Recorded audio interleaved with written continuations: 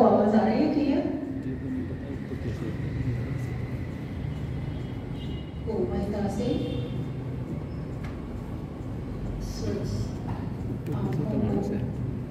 बंद करेंगे। इस सुंदर वातावरण के साथ साथ हम वेद मंत्र के माध्यम से उस परम पिता परमात्मा की स्तुति करेंगे। This is what it is.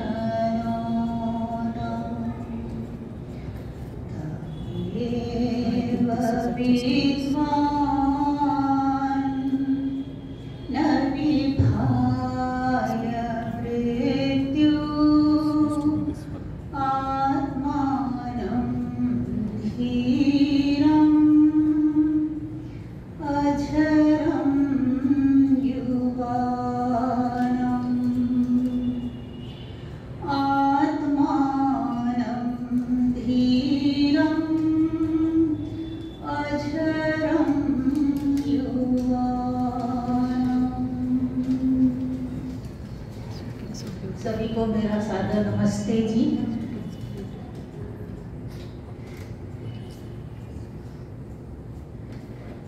इस मंत्र में उस परम पिता परमात्मा की जो स्तुति की गई है गुणों की, उस गुणों को समझने का थोड़ा सा प्रयास करते हैं। बहुत ही सरल शब्द है।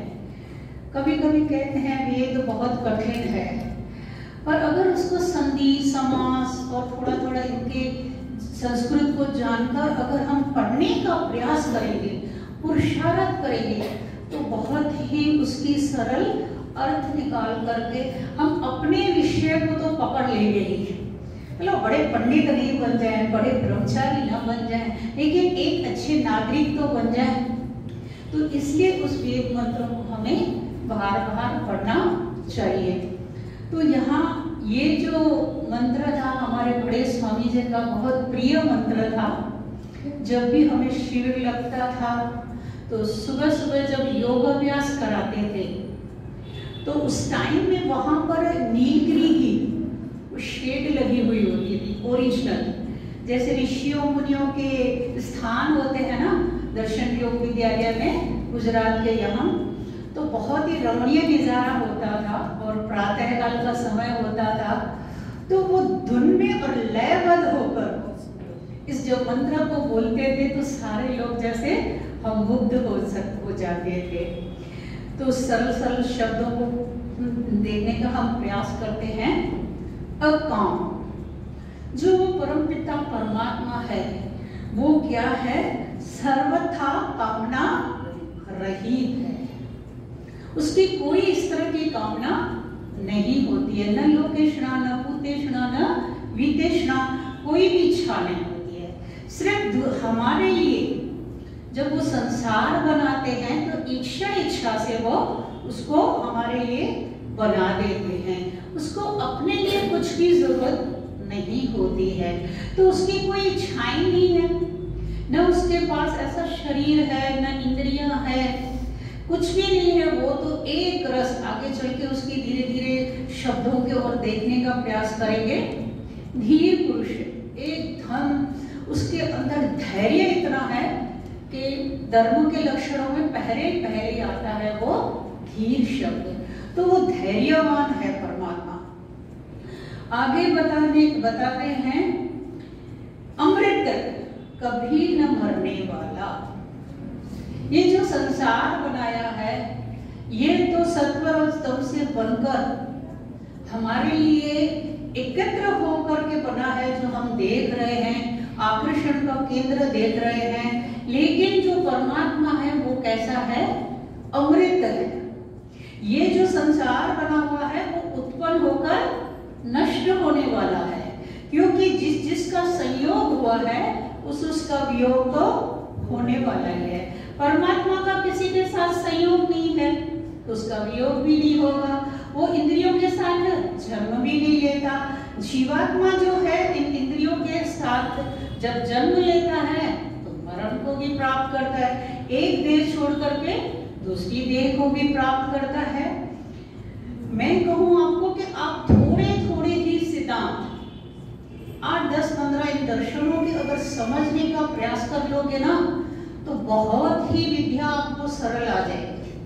आराम से इस विद्या को पढ़ करके, क्योंकि ये विद्या ऐसी विद्या है ना, अगर हम वेदों तक नहीं जा सकते, उपनिषद नहीं पढ़ रहे हैं, ब्राह्मण ग्रंथ नहीं पढ़ रहे हैं, तो ये जो है तर्क बुद्धि वाले, कि तर्क से, प्रमाण से, युक्तियों से, हेतुओं से, 5 अवयवों से जैसे जैसे हमें यह सिद्ध करके बताया जाता है तो हमें उस चीज को करने की इच्छा भी होती है, क्योंकि प्रमाण से मिलता है हमारे सामने। और बहुत सारी ऐसी बातें होती है जो प्रमाणिक नहीं होती है तो उसका असर भी नहीं होता है, वो जल्दी ही लाइट भी हो जाती है। कभी न मरने वाला स्वयं हो, स्वयं ही अपना आधार से वो विद्यमान है। हमारा आधार तो ये धरती है, फिर धरती के ऊपर हम बैठे हैं तो हमारा शरीर भी आत्मा का आधार बन रहा है। ऐसा उस परम पिता परमात्मा का कोई भी आधार नहीं है, वो स्वयं भू है। और कैसा है? रसेन तृप्तो, अपने स्वयं गुणों से सदा एक रस परितृप्त है। वो चारों तरफ रस से बड़ा है। रस का मतलब ये यहाँ नहीं है कि खाने पीने वाले रसों की बात करें या भोगों की बात करें, यहाँ है ज्ञान की, कि वो इतना अपने ज्ञान से चारों तरफ भरा पड़ा है कि कहीं से भी कुतश्चन न, कहीं से भी वो न्यून नहीं है कि एक भाग में उसका रस नहीं है मतलब आनंद नहीं है, या उसके एक भाग में कहीं रस नहीं है वो आनंद नहीं है। ऐसा कभी भी वो नहीं हो सकता, उसमें न्यूनता कोई भी नहीं है। उस धीर अजर अजरम युवानम आत्मानम एवं विद्वान, उसी को ही आत्मा स्वरूप को जानकर ही मनुष्य को क्या लाभ होगा भी। इसी मंत्र में दूसरी लाइन जो बताई गई है कि ऐसे प्रभु के गुणगान तो हम गा रहे हैं, लेकिन हमें कोई प्रॉफिट तो होना चाहिए ना, कि वो जैसा प्रभु है हम जब तक उसको जाने माने और फिर लाभ न ले और फिर उपासना में बैठकर उसे आनंद न ले तो फिर हमें क्या लाभ। तो इसलिए अच्छी सी बात यहाँ बताई कि जान उसी को ही जानकर मनुष्य को क्या लाभ होता है, मृत्यु न विभाय। कितना सुंदर शब्द दिया है। मृत्यु एक क्लेश में हमारे आता है अभिनिवेश।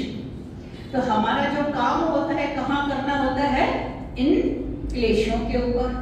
जब ऐसे स्वरूप को हम बार बार हम चिंतन करते हैं तो हमें अंदर विवेक ज्ञान प्राप्त होता है कि वो परमात्मा ऐसा अभय है जिसको जानकर ही हम निर्भय हो सकते हैं। इस मृत्यु के भय से जो डरते हैं ना, जो पूर्ण विद्वान नहीं होते हैं, जो विद्वान हो जाते हैं, जो योगी हो जाते हैं, विद्या को समझ जाते हैं, पढ़ते हैं, लिखते हैं, क्रम से उसका फॉलो कर रहे हैं, तो वो नहीं डरते, क्योंकि वो जान जाते हैं कि आत्मा का वरण तो सिर्फ देह को दूसरी देह में जाने के लिए होता है, कोई डरते नहीं है। लेकिन जो योग अभ्यासी नया है, जो प्राथमिक अभी इस योग में बढ़ रहा है, उसको हमेशा डर लगा रहता है, क्या मैं भी मर जाऊंगा, ये जो मेरे इकट्ठे सब किया है मैं सब छोड़कर जाऊंगा, मेरा पुत्र है, मेरा बेटे है, मेरी ये सारी संपत्ति है, ये सब सबको छोड़ के जाना पड़ेगा। तो वो वहां पर दुखी हो जाता है, वहां उसको थोड़ा सा भय लगने लगता है। ऐसे अभिनिवेश क्लेश को हम खत्म कर सकते हैं जान करके उस परम पिता के गुणों को। न विभाय मृत्यु, वो जो परमात्मा कैसा है सदा ही युवाना, वो कभी बूढ़ा नहीं होता, न कभी भविष्य में आता है, न भी पास्ट में जाता है, वो सदा वर्तमान में ही रहता है। बूढ़े कौन होता है? हमारा भी शरीर। हम भी बूढ़े नहीं होते हैं। हमारी शरीर की जो अवस्थाएं हैं वो थोड़ी भोग करते करते धीरे धीरे उनमें निबलता आ जाती है, वो शक्तियां कम हो जाती है, जिसके लिए हमें वो बुढ़ापा, वो डर और बीमारियां, ये सब हमें लगने लगती है। लेकिन परमात्मा कैसा है? सदा युवानम। ऐसे युवानम परमात्मा के जितने भी गुण हैं, अगर हम जानने में लगेंगे और समझने का प्रयास करेंगे और उसका बार बार चिंतन करेंगे। गाओ, कितने गाने की शैली में आते हैं हमारे मंत्र, तो कविता के रूप में गाते हैं तो मन कितना आनंदित हो जाता है। स्वामी जी जब गाते थे ना तो ऐसा लगता था अंदर से कोई नाद बज रहा है हमारा, वो आनंद की लहर जो है ना हमारे अंदर गूंज रही है। सब वेद मंत्र ऐसे ही है, ऐसा नहीं है कि कोई एक है, कहीं से भी ले लो, क्योंकि न कुतश्चन, वो कहीं से भी न्यून तो है ही नहीं, उसके सारे गुण अच्छे हैं। लेकिन यहाँ जो इसने बताया कि हमारा जो आगे का कार्यक्रम रहेगा, मेरा प्रसंग रहेगा, उसमें कुछ मैं बताने का प्रयास करें कि हमारे विवेक कैसा पैदा हो। लास्ट टाइम जो मैंने कहा था वो कहा था अज्ञान किसमें होता है, दोनों में डिफरेंस है।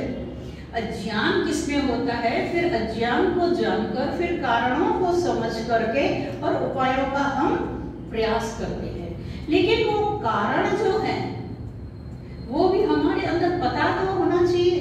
चिकित्सक कब चिकित्सा करता है? जब कारण उसे पता चलता है। ऐसे ही तो दवाई नहीं लेगा, ऐसे ही तो औषधि नहीं लेंगे, जब उसको कारण का पता चलता है।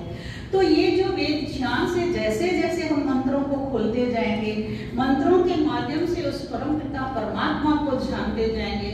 योग दर्शन में भी आया है एक सूत्र, तत्र एकत्वम अनुपश्यत। उस एक तत्व को, उस प्रभु परमात्मा को जानकर ही हम इस संसार से छूट सकते हैं। जितने भी हम साधनों को अपनाएंगे, वो साधनों को छोड़ना नहीं है, वो सारे परंपरा से हमें करते आना है। लेकिन जब तक वो परमपिता परमात्मा को नहीं जानेंगे, वो हमें वरण नहीं करेगा। अब ये भी कंडीशन है, वो हमें वरण नहीं करे, हमें चॉइस करे, पर हाँ ये बच्चा मेरा बहुत ही अच्छा है और इस तरह से फॉलो करता है, अब ये इस ज्ञान के, इस विद्या के काबिल है और इसे मैं अपने गले से लगा लूं। तो ये थोड़ा सा शब्दों में सिंपल से जितना था मैंने करने का प्रयास किया। तो बस आज जो हम लेंगे अपना विषय, वो लेंगे विवेक की प्राप्ति कैसे हो। क्योंकि विवेक के बिना तो कुछ भी नहीं होता। पहले ही स्टार्ट होता है शुद्ध ज्ञान, शुद्ध कर्म, शुद्ध उपासना और शुद्ध जो ज्ञान करना होता है वो हमें हो तो कैसे हो, किस किस साधनों से। क्योंकि हमारा जो कार्य होता है वो 4 ही भागों में बांटते हैं। योग दर्शन की भाषा में कहें तो हेतु, हान उपाय। अगर क्रिया दर्शन की भाषा में कहते हैं तो दुख के कारण और सुख के उपाय। इसी तरह तो हम व्यवहारों को करते आते हैं ना, तो जिस ज्ञान की बात बार बार हमें कही जाती है कि वो शुद्ध ज्ञान को प्राप्त करो, शुद्ध ज्ञान जो है कर्म का आधार बनेगा, तो वो ज्ञान, वो विवेक हमें पैदा हो तो कैसे हो, हम किस तरह से उस ओर चल पड़े, तो हमें ये भी जानना है। तो ऋषि ने बहुत ही सरल ही सूत्र है, इसके सांख्य दर्शन का 4th अध्याय है। बहुत बार आपने सुना भी होगा, लेकिन हमें बार बार पढ़ने से उसके अच्छे संस्कार बनते हैं, उसकी वृत्तियां आती रहती है, तो धीरे धीरे हमारे को कार्य करने में भी सरलता होती है। तो इन शब्दों को हमें समझना चाहिए। कभी कभी बहुत कठिन विषय भी हमें समझते हैं लेकिन इतने पकड़ में नहीं आते हैं, तो छोटे छोटे विषय से भी हम लोग समझ सकते हैं। तो बहुत ही सरल शब्दों में उन्होंने लिखा है, उन सूत्रों को हम पढ़ने का प्रयास करेंगे। सूत्र 32 है, लेकिन हम अपने समय अनुसार जितने सूत्रों को एक्सप्लेन कर सके। ठीक है,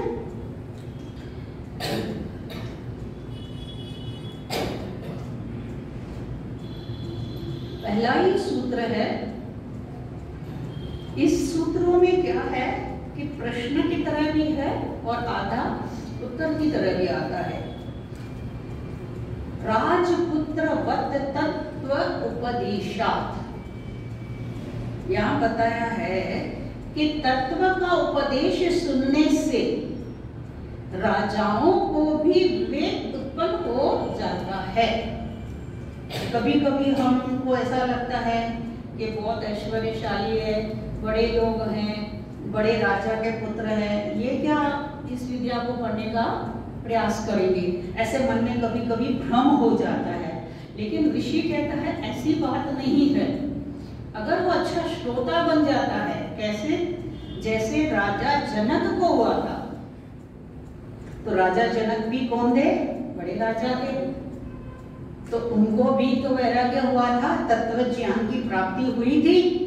तो राजपुत्रवत वो पास में खड़े थे, जनक जी को बता रहे हैं, लेकिन जो ज्ञान था ज्यादा, उनको तत्व ज्ञान को उन राजपुत्रों ने भी सुना, तो वो भी पार हो गए।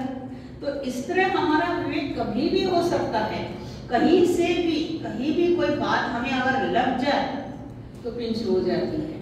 जब मैं फर्स्ट टाइम शिविर में गई थी 99 में, स्वामी जी का 60 लाख से कुछ होने वाला था, मतलब स्वागत। तो वहां उसी ही शिविर में बताया गया कि जो करना है आपको करना तो होगा ही, चाहे समाधि इसी जन्म में लगाओ, चाहे अगले जन्म में लगाओ, चाहे इस विद्या को अभी पढ़ो, चाहे जन्मों जन्मों के बाद पढ़ो, लेकिन आपको पढ़ना तो होगा ही। बस वहां से ही पता नहीं ईश्वर जाने अंदर से क्या प्रेरणा आई कि मतलब हम इतने साल हम वेस्ट ऑफ टाइम कर रहे थे।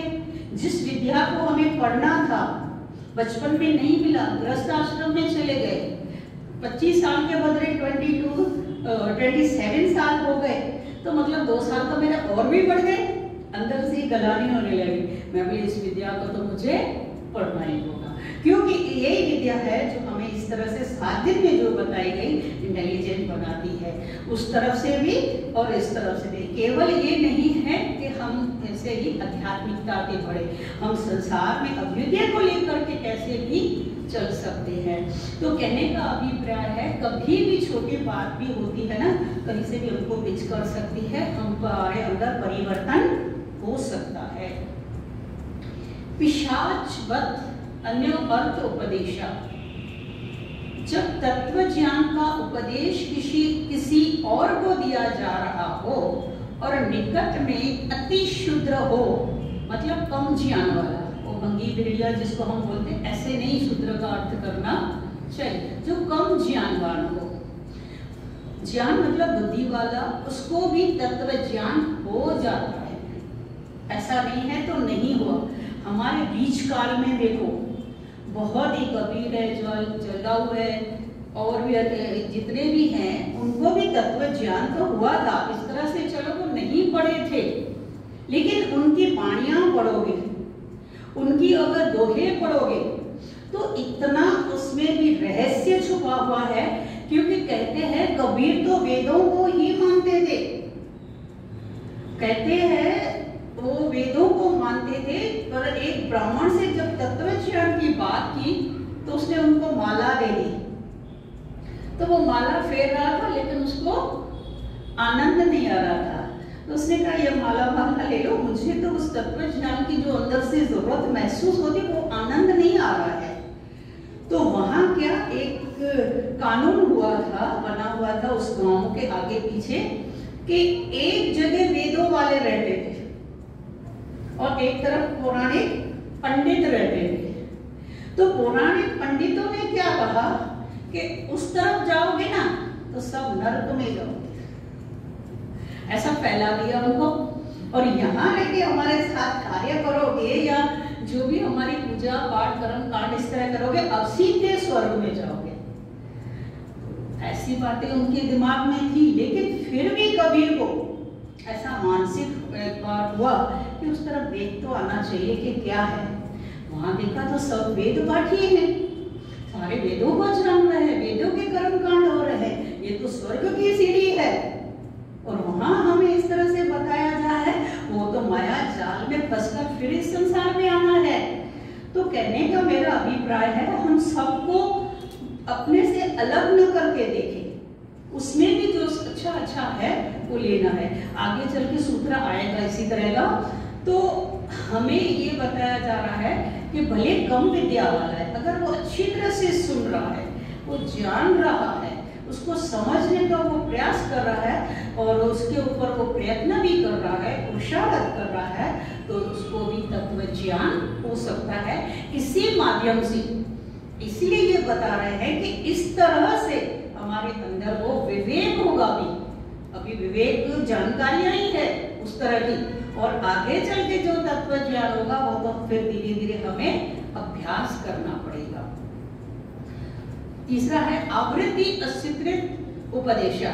इसकी तो परिभाषा इतना नहीं करती हूँ क्योंकि आपने कई बार इसको सुन के रखा है। चौथा आता है पिता पुत्रवत उभयो दृष्टत्वा। घर में पिता की मृत्यु हो गई और इस तरह बेटा हो गया, तो एक का जन्म हो रहा है और एक शरीर को छोड़ रहा है। यहाँ से भी उसको विवेक हो सकता है कि मैं भी किसका बेटा हूँ और मैं भी किसका पिता हूँ, तो मेरी भी इस तरह मृत्यु हो सकती है। तो अब मैं इस संसार की और ज्यादा आसक्त न होकर के और इस तत्व ज्ञान को प्राप्त करूं, ऐसे भी उसको विवेक अंदर से हो सकता है। क्योंकि सारी परिभाषाएं इसीलिए सूत्र और दृष्टांत दिए गए हैं कि हमें विवेक कैसा पैदा हो, हम पहले अपने विवेक को जगाएं। पांचवा सूत्र आता है शयनवत सुख दुखी त्याग वियोग भया बाज के समान विषय से ग्रस्त व्यक्ति विषयों को त्याग से सुखी और वियोग से दुखी हो सकते हैं। ये भी बड़ा ही सुंदर एग्जाम्पल है। जो बाज है वो खा पी करके फिर मुंह में मांस का टुकड़ा लेकर घूम रहा है, विषयों में आसक्त है। तो ऊपर वाले बड़े भी बाज हैं, जैसे हम लोग बोलते हैं मृत्यु से तो डरते नहीं हैं, खाओ पियो और मौज करो। जिसी भी जहाँ में संप्रदाय में जाओगे, कल किसने देखा है, ऐसा कैसे देखा है, ऐसा कैसे होता है, किसी को इतनी चिंता नहीं रहती है। जो भी सत्संग करते हैं लगभग इसी तरह से वो उनको कुछ नहीं इतना आध्यात्मिक ज्ञान देते हैं। तो यहाँ बताया कि वो वियोग से दुखी भी हो जाते हैं। तो ये कौन होता है? जो आसक्त होता है। शयन पक्ष अगर छोड़ देता है मांस को तो उससे वो सुखी हो जाता है, और उसको लेकर ही घूम रहा है तो असली वियोग जो है इसको वो चोंचे मार मार के और उसको छीन कर भी ले जाएंगे। हम कितना ही कहेंगे। आजकल वीडियो दिखाया कि एक औरत काम कर रही थी तो फोन आया, बोले कौन आया? बोले धर्मराज आया आपको लेने आए। तेरा बाप काम करेगा, इतने सारे काम पड़े हैं, तू मुझे लेने आया है। कहने का अभिप्राय है जाने का नाम ही नहीं लेते भाई। इसमें आसक्ति मत रखो, जितना करना है उतना करो और बाकी समय अपना बचा करके तत्व ज्ञान की ओर चले। अहरणी वयननीवत, जैसे सांप अपनी कैंचुली को छोड़कर सुखी हो जाता है, वैसे ही विवेकी, अब जिसको विवेक हो रहा है, ये सब बातों को जानकर धीरे धीरे उसके अंदर विवेक हो रहा है, तो उसके लिए बता रहे हैं इस अनेक बार भोगी हुई सृष्टि को इसने देख लिया है, बहुत बार भोग लिया है। संसार की सृष्टि को भोगने के बाद अभी वो उसको मन में ऐसा हो रहा है कि ये अब भोग मुझे सुख नहीं दे सकेंगे। क्योंकि अगर भोगों में सुख होता तो जो सांप है अपनी केंचुली को उतारता नहीं, लेकिन वहां वो भोगी हुई उसकी जो पैदा होती है केंचुली, वो आंखों के सामने आ जाती है, उसको दिखता तक नहीं है, उसका मुंह बंद हो जाता है, कैसे भोजन खाए। तो उस केंचुली को उतारना ही होगा ना। फिर वो कहीं तार में फंसा देता है अपने आप को और कष्ट दे देकर धीरे धीरे घूम करके उसको निकाल देता है। फिर उसका भी राग होता है, जब वो निकाल कर आता है ना तो कभी कभी फिर वो देखने भी जाता है। ये अलग सा उस पॉइंट दूसरी पॉइंट में आएगा, लेकिन यहाँ जो बता रहे हैं कि जो व्यक्ति ने इस संसार को इस तरह से भोग लिया है कई बार, तो अब उसको वो सुख की इच्छा होगी जो हमारा आनंद सुख है। क्योंकि हमने तो अभी तक उस आनंद को प्राप्त नहीं किया है। बार बार कहती रहती हूँ 1,48,53,124,25 पता नहीं कितनी होलियां आई, कितने गणपति गए, कितने ये गए, लेकिन इतने आसक्त बैठ जाते हैं ना कि ये भूल ही जाते हैं कि हमें भी ये सब छोड़ना है। सबसे बड़ा ज्ञान होता है, मृत्यु को देखकर भी विवेक नहीं हो रहा है। ये विवेक होने के लिए बार बार आवृत्ति करनी पड़ेगी। उन्हीं शब्दों को हमें बार बार रिपीट करके वो वृत्तियां बनानी होगी, वो संस्कार बनाने होंगे जो हमें बार याद दिलाते रहें कि ये सब तो मत कर, ये करने जितने कर, पहने जितना पहन, खाने जितना खा, कमाने जितना कमा ले। आसक्ति पूरी सकाम कर्मों का बंधन के कारण हो जाएगा। निष्काम कर्मों से करता चला जा। आगे साधना बताते हैं, चिन्ह हस्तवत्वा। विवेकी व्यक्ति हानिकारक संसार के विषयों को त्याग करके सुखी हो जाता है। कौन सुखी हो सकता है?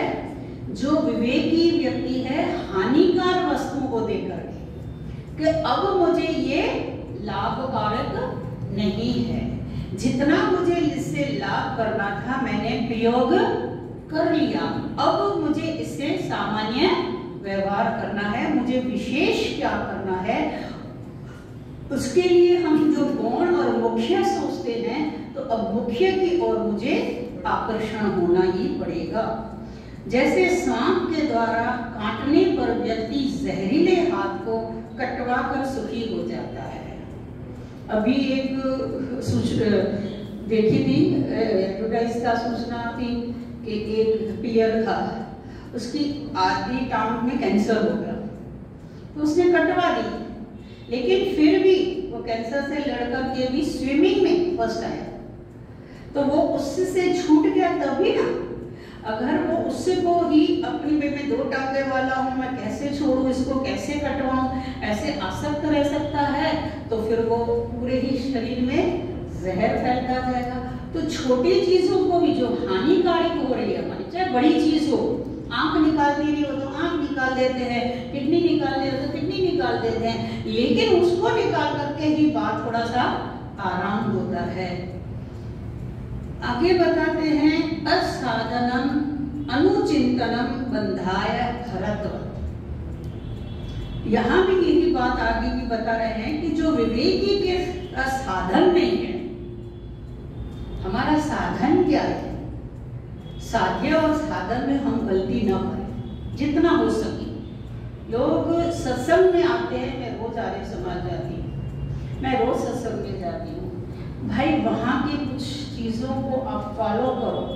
रोज क्या क्या बताया जाता है, क्या ध्यान करना, क्या संध्या करते हो, क्या यज्ञ करते हो, जितनी भी बातें हैं, कहीं और भी सत्संग में जाते हैं तो उनका पढ़ा लिखा समझाया हमें फॉलो करना ही पड़ेगा, वरना हमें कोई लाभ नहीं होता। तो यहाँ बताया है, असाधनम अनुचिंतनम बंधाय भरतवत्। ये सब फिर हमारे बंधन के कारण बन जाएंगे। अगर उन साधनों का ही चिंतन करेंगे कि केवल मुझे भोजन बनाना है, अच्छी खरीदारियां करनी है, कहाँ पर सेल लगी हुई है, बच्चों को क्या देना लेना है, ये अंतिम लक्ष्य बना देते हैं लोग। इतना पीछे संसार के हर कार्य को लग जाते हैं कि भूल जाते हैं हम लोग, हमें विवेक नहीं हो रहा है कि आगे की भी मुझे यात्रा करनी है। क्योंकि ऋषि ने भी कहा है, जब तक इस संसार के साधनों की तरफ उसमें हम लंपट रहेंगे, उन्हीं साधनों को केवल मुख्यता देते रहेंगे तो हम योगाभ्यास नहीं कर पाएंगे, क्योंकि मानसिक ही नहीं बन पाएंगे ना। सुबह से लेकर रात तक हम लोग प्लानिंग ही करते रहेंगे कि कैसे जाऊं, कैसे करूं, कैसे खिलाऊं, कैसे पिलाऊं, कैसे पढ़ाऊं, कैसे डॉक्टर बनाऊं, कैसे इंजीनियर बनाऊं, कितनी आवक बना डालूं।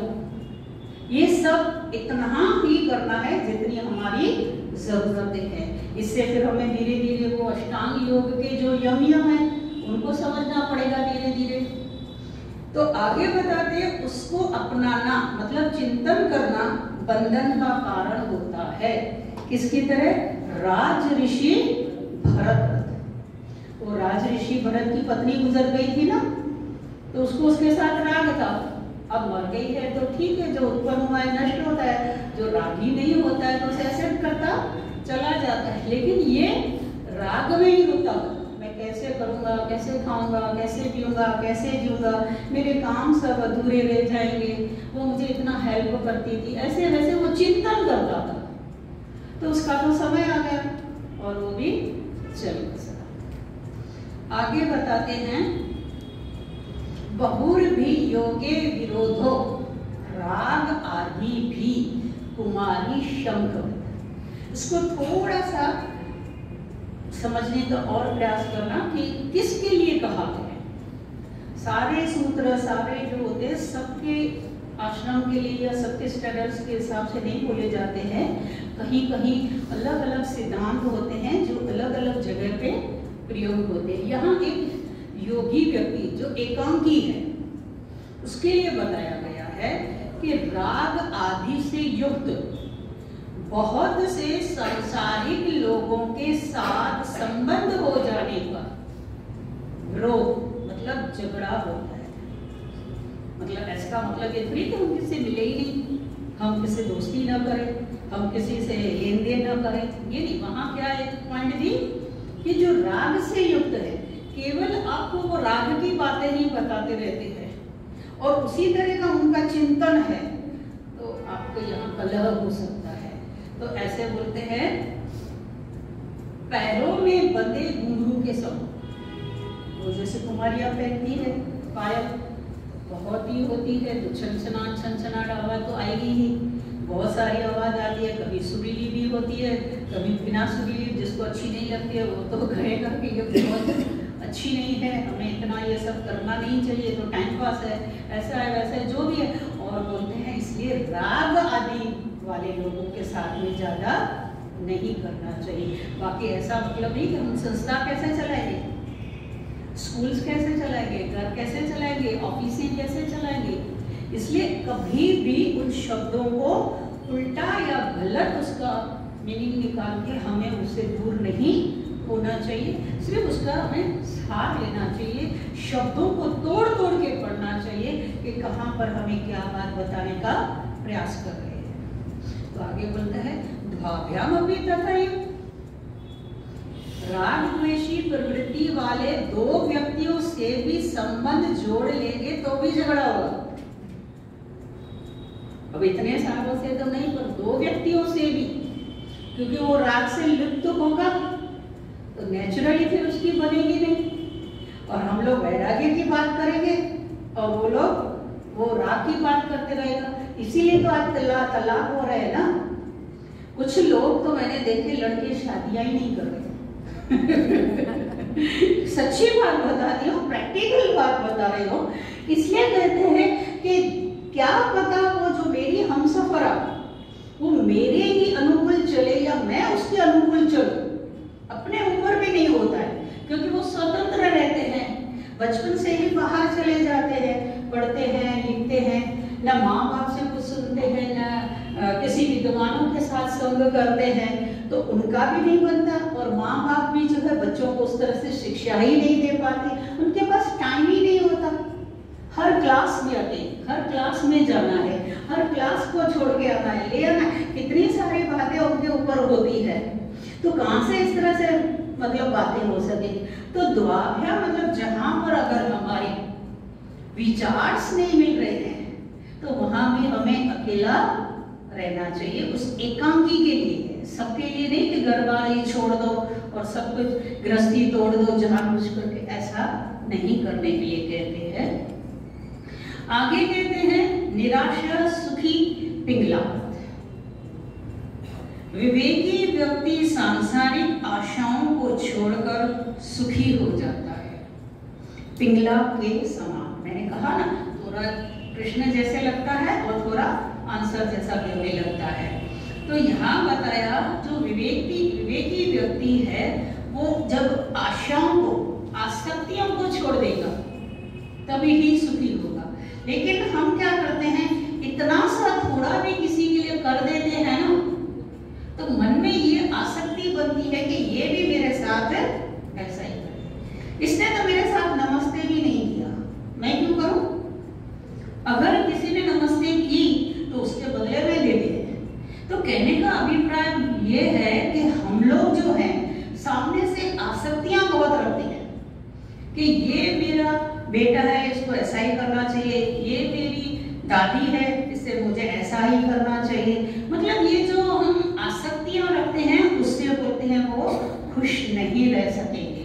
तो पहले पहले वो काम करो, क्योंकि वो भी स्वतंत्र है, हम भी स्वतंत्र हैं।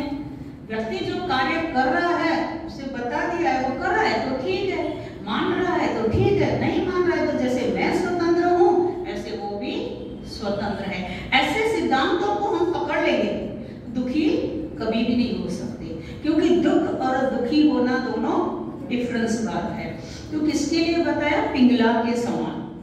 उस वक्त कोई होगी पिंगला नाम की कोई गायिका या क्या, जिसके पास सब लोग जाते थे, किसी रात नहीं भी आए होंगे, तो वो कहते हैं अर्थ क्या भी हो सकता है, लेकिन जो सुना है उसको फिलहाल सुना रहे हैं, क्योंकि इसका इतना हमने प्रैक्टिकल तो नहीं सुना है, देखा है।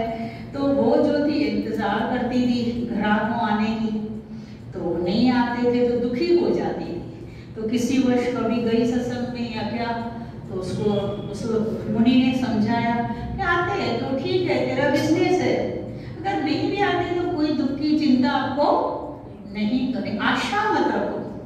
आने वाले लोग आएंगे, नहीं आने वाले लोग नहीं आते हैं, नहीं सुनेंगे, कोई बात नहीं है, लेकिन हमें आसक्ति पूर्वक जीना नहीं चाहिए।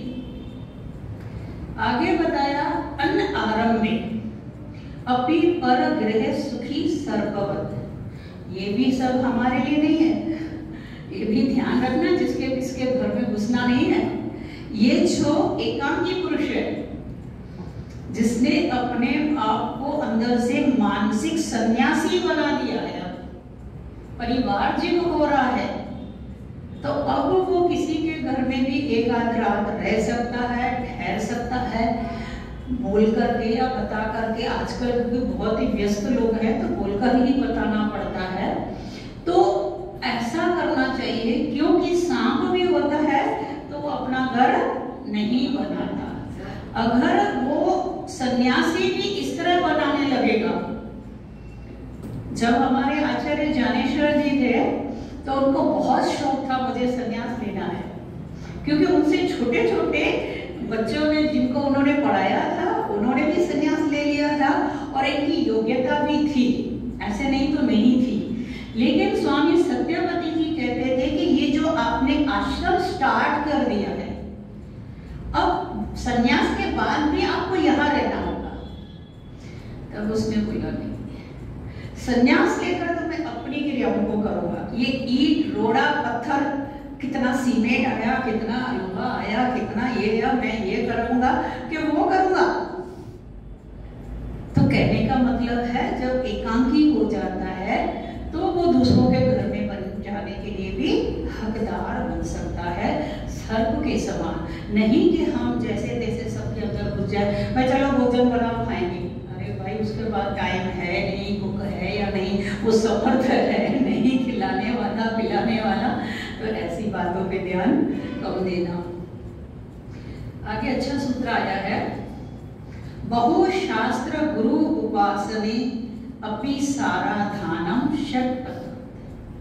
ये भी बहुत सूत्र अच्छा है कि बहुत शास्त्रों को अध्ययन एवं गुरु आचार्यों की सेवा सत्संग करने पर भी विवेकी व्यक्ति शास्त्र आदि से सार को ग्रहण कर लेना चाहिए। ऐसा नहीं है कि सब जगह, देखो भाष्यकार क्या होता है, जब उसको भाष्य करने लगता है तो यहाँ से वहां से अलग अलग ले करके थोड़ा अपना, थोड़ा शास्त्रों से लेकर उस सहयोग से अपना भाष्य लिखता रहता है। लेकिन त्रुटियां तो कहीं भी हो सकती है।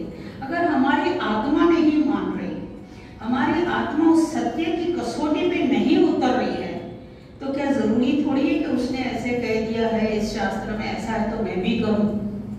ऐसा नहीं है। सार ले लो, वहां पर से सार ले लो। कोई ये कौन से प्रसंग में कहां से वो लिंक जोड़कर हमें इस तरह से बताना चाह रहा है। क्योंकि सांख्य दर्शन को तो नास्तिक बोलते थे, लेकिन उनको संगति करने नहीं आई, तो उनका मुख्य विषय यही था ईश्वर। लेकिन संगति भी तो करनी आनी चाहिए ना, तो उन्होंने संगति नहीं कर पाए। तो कहने का अभिप्राय यही है कि शास्त्रों को पढ़ना चाहिए, निषेध नहीं है। कुरान भी पढ़ना चाहिए, बाइबल भी पढ़ना चाहिए, फिर सार निकालना चाहिए कि नासा वेद, संस्कृत वेदों के ऊपर रिसर्च हो रही है और वहां पर क्रिश्चियन ज्यादा है, लेकिन फिर भी बाइबल पे तो रिसर्च नहीं करते, फिर भी कुरान पर तो रिसर्च नहीं करते। लेकिन क्यों इस पर कर रहे हैं? तो हमारी बुद्धि थोड़ी ठनकेगी कि ना, वेद जो है वो अपौरुषीय है, वो स्वयं अपने आप में ज्ञान है। इस तरह से जो हम ऋग्वेद आदि भाष्य भूमिका में पढ़ते रहते हैं, तो उनको फिर समझ करके और उस ओर हम बढ़े, तो वो भंवरा जैसा होता है, मतलब वो भंवरा सभी फूलों पर थोड़ा थोड़ा बैठ करके सार लेता ही जाता है।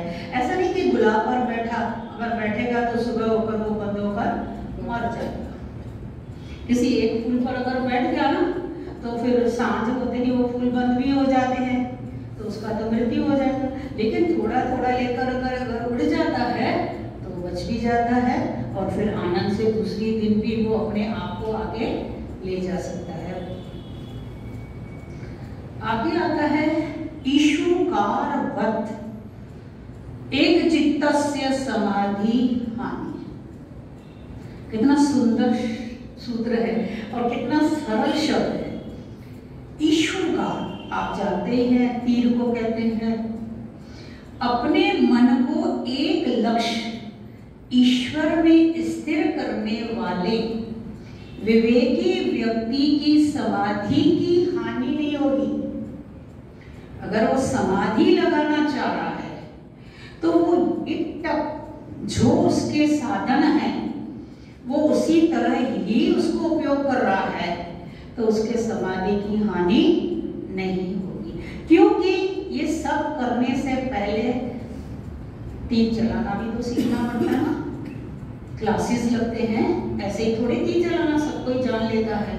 और उसके बाद क्या नियम हैं, क्या फॉलो करने हैं, किस तरह हमारा वो लगे। तो जब हम ईश्वर को अपना लक्ष्य बना लेते हैं, तो क्या हमारे लिए कोई भी नहीं है, कुछ भी करने के लिए नहीं कहा है। सब कुछ जानने के लिए तो पहले से ही कह दिया है कि जिस मन के माध्यम से एकाग्रता चित्त अवस्था आती है, पहले उन साधनों को इकट्ठा, क्योंकि सफलता ऐसे नहीं मिलती। तीव्र इच्छा करो, साधनों को ढूंढो, साधनों की विधि जानो, पुरुषार्थ करो और श्रद्धा हो। अब मन में बैठ जाओ, जान लो ये मेरा साधन क्या है, इस साधन से ही मुझे आगे बढ़ना है। लेकिन उस साधन के विषय में भी मुझे जानना है कि मैं प्रयोग कैसे करूं। सब खाली चिल्लाते रहते हैं कि मन लगता नहीं, मन लगता नहीं है। अरे मन क्यों नहीं लगेगा? उसको उस तरह से बनाने का जो बना हुआ है सत्व रज से, वो तो एक दूसरे के विरोधी है, ऊपर नीचे चलते रहेंगे। लेकिन तुझे उसकी अवस्था एकाग्रता में लानी है, क्योंकि चित्त की अवस्थाओं को पढ़ना होगा। योग पैर है हमारे और न्याय तो हमारी आंखें हैं। ये सारे ही जो शास्त्र है ना, वो एक समूह में आकर हमें उस तरह के समझाने का प्रयास कर रहे हैं। कोई अलग अलग चीजें नहीं है, छोड़ते हैं, ये कहाँ से लेकर छोड़ते हैं, इनका सबका अलग अलग थोड़ा सा निराला ढंग है। तो यहाँ यही बताता है कि विवेकी की समाधि हानि नहीं होगी।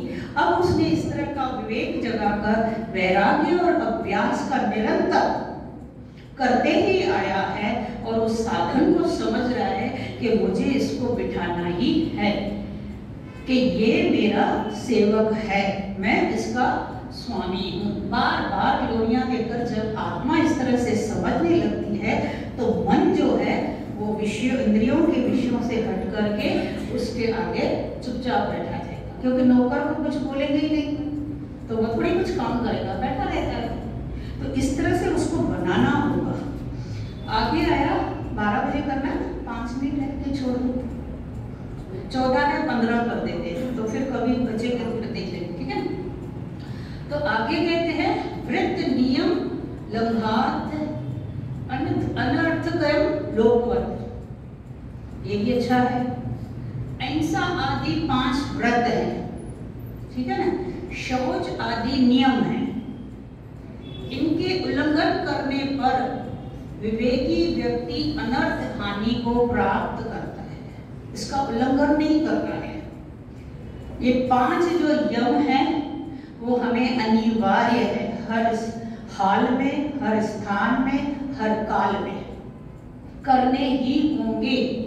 मैंने बताया ना, जब स्वामी जी ने कहा था कि जब तक समाधि नहीं लगेगी आप मोक्ष को प्राप्त नहीं कर पाओगे, चाहे 5 साल के वामदेव के लिए देखो, चाहे विरोचन को देखो, चाहे इंद्र को देखो, इतने साल भी लग जाते हैं, कोई इसमें गारंटी नहीं है। तो कैसे कैसे हमारा अभ्यास होता है, तो ये हमें करने होंगे। हाँ, नियम में थोड़ा सा छूट है, ज्यादा नहीं है कि अभी नहीं कर रहे हो तो करो, किसी कारणवश देर से उठे हो तो संध्या नहीं की, चलो ठीक है थोड़ी देर के बाद या 1-2 घंटे के बाद, लेकिन अपनी दिनचर्या जो बनी हुई है उसको फॉलो करो। आपने संकल्प लिया है ये करना ही है तो हमें करना ही होगा, क्योंकि हमें अनिवार्य कार्य है, जैसे खा रहे हैं, पी रहे हैं, ये करें। किसी को मैंने बताया कि ये हमारा अनिवार्य कार्य है, क्योंकि हम लोग ही गंदगी करते हैं, तो गंदगी तो अपने आप साफ हो जाती है। मैं बोले अच्छा, बोले देखो गंगा अपने आप साफ हो गई, पुराना हो गया। तो मैंने बोला रोज पुराना हो जाए तो गंदगी अपने आप, सड़कें अपने आप साफ हो गई, कोई सड़कों में आता ही नहीं था। ऐसे सफाइयां थोड़ी होती है, सफाई तो आप सांस ले रहे हो उसको बंद करके दिखाओ, 1 सेकंड के लिए उस सांस को बंद करके दिखाओ, आपके अंदर कितनी विकृतियां आती है, बलगम निकालते हो, रोज शौच जाते हो, वो सब गंदियां कहाँ इकट्ठी होती है, उसको रोज रोज खत्म करके दिखाओ। तो कहने का अभिप्राय, जिसको जो दलीलें देनी होती है ना, जिससे राग होता है, जिसमें आसक्ति होती है ना, वो उसके गुण ही बताएगा। मांसाहारी भी ऐसे बोल रहे हैं कि जहां तहां लिखा हुआ है कि ये नर को ही खाने चाहिए, मैंने कहाँ लिखा है?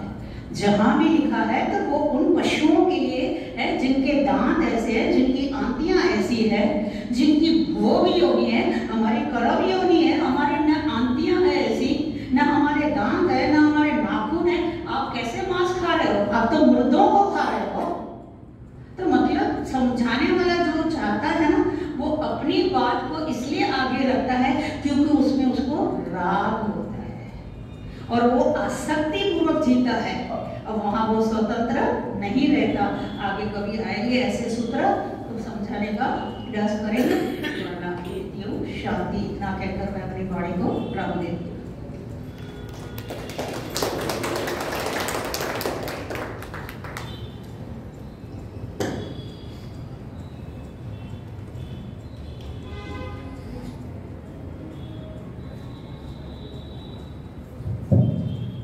ओम सबको सादर नमस्ते। बहुत इंटरेस्टिंग है ये सूत्र, सांख्य दर्शन का 4था चैप्टर है और इसमें सबके सब उदाहरण के साथ समझाने की कोशिश की हुई है। हर सूत्र उसमें बहुत मतलब कोई भी जो लेमैन है ना, वो भी अगर ध्यान से पढ़े तो वो समझ सकता है। और फायदा तभी होगा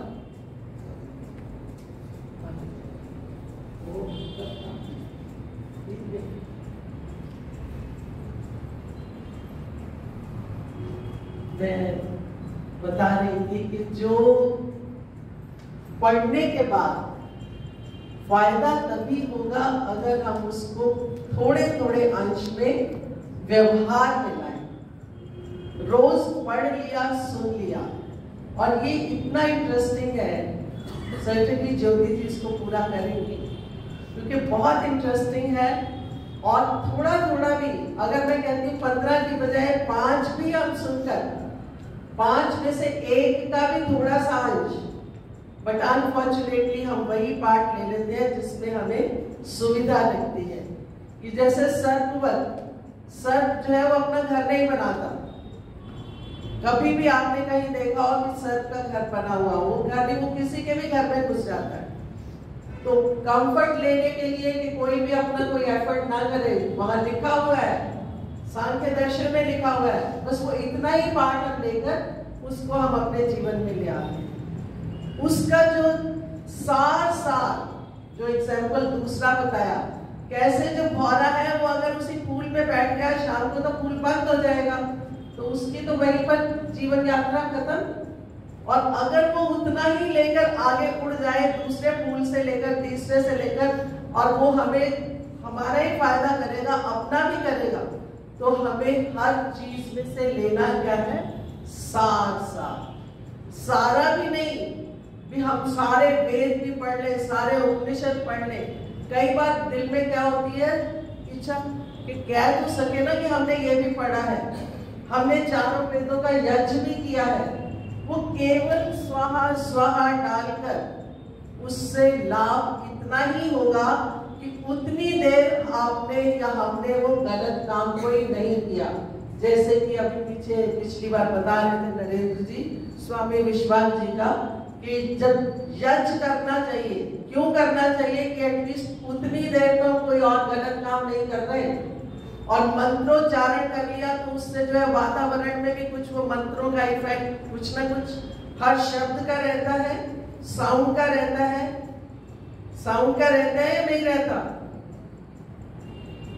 करते हैं जो उससे इमेजेस बनते हैं ना, कार्डियोवास्कुलर जो करते हैं वो what do you call it, जो हार्ट के लिए कार्डियोग्राम जो लेते हैं, ईसीजी नहीं, ईसीजी अल्ट्रासाउंड में भी आता होगा, मुझे उसका पता नहीं कैसा इमेज आता है, पर ईसीजी में तो आप देखते हैं वो वेव्स बनती है ना ऐसे ऊपर नीचे, जिससे पता चलता है कि हार्ट बीटिंग। इसका मतलब साउंड का इफेक्ट है ना, वो हार्ट बीट को ही तो रिकॉर्ड करते हैं। तो अगर उसका इफेक्ट पड़ रहा है तो जो हम अच्छे शब्द बोलेंगे उनका भी तो पड़ेगा। तो कहने का मेरा तात्पर्य केवल इतना है कि जितना सुना उसमें से सार लेकर घर जाकर एक बार दोहरा ले कि आज हमने ये सुना, उसमें से कितना हम कर सकते हैं, थोड़ा थोड़ा करना शुरू कर ले, बजाय कि नहीं हम तो कर ही नहीं सकते, सीधी बात ही खत्म कर देते हैं। तो जब हमने नेगेटिव कह दिया तो फिर वो नेगेटिव ही रहता है। तो पॉजिटिव सुनकर हमारे में और दूसरों में इतना ही अंतर आ जाए कि केवल ताली बजाकर गाना, भजन गाना भी बहुत सुंदर लगता है। आज इनका भजन सुनकर मुझे इतना अच्छा लग रहा था, अगर भावना के साथ कि ईश्वर जाने या मैं जानूं, जो कुछ हो रहा है वो दूसरा तो सिर्फ ऊपर से देख रहा है ना, वास्तविकता तो मुझे पता है कि मेरे अंदर क्या चल रहा है, मैं क्या कर रही हूँ। मेरा बाहर का इमेज देखकर कोई कुछ भी समझ ले, वास्तविकता या मैं जानती हूँ या ईश्वर जानता है। और दूसरों की तरफ दृष्टि ना डालकर, जो मैं अब समझ पा रही हूँ बात, कि हर एक की अपनी अपनी यात्रा है, हम सब यात्रा पर हैं, सबकी अपनी अपनी यात्रा है। दूसरों को ना देखकर अपनी यात्रा को हम अपने आप को सुरक्षित करें, स्वयं को देखें हम क्या कर रहे हैं। और जिस दिन इतनी सी बात हम समझ गए, मानो हमने जीवन में एक बहुत बड़ा स्टेप ले लिया, हम आगे बढ़ गए। बहुत बहुत धन्यवाद ज्योति जी का। किसी तरह से हम भाग्यशाली हैं कि हमें सब लोग अच्छी बातें बताते हैं, और भी अधिक सुंदर भाग्य हम बना लेंगे जब हम उस पर अनुकरण करें।